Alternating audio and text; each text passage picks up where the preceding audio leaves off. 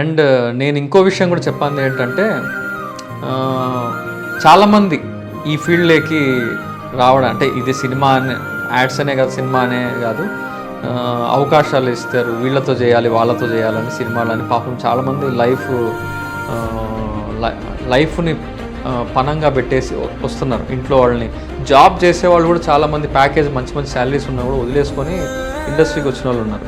So end of the day వాళ్ళకి ఏం face అవుతున్నారంటే, మళ్ళీ స్ట్రగుల్స్ ఏంటంటే 0 to ABCDలు పలక బలపంలో వాళ్ళు ఏవైతే నేర్చుకుంటారో ఇండస్ట్రీకి వచ్చిన తర్వాత మళ్ళీ అవే నేర్చుకుంటున్నారు అన్నమాట.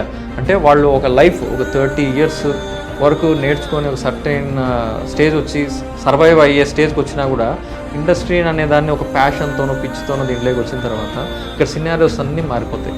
ఇక్కడ ఏంటంటే మనీ, పలుకుబడి, క్యాస్ట్, ఈ ఎలిమెంట్స్ ఉంటేనే తప్ప వాళ్ళు ఒకరినొకరి దగ్గర తీసుకుంటారు.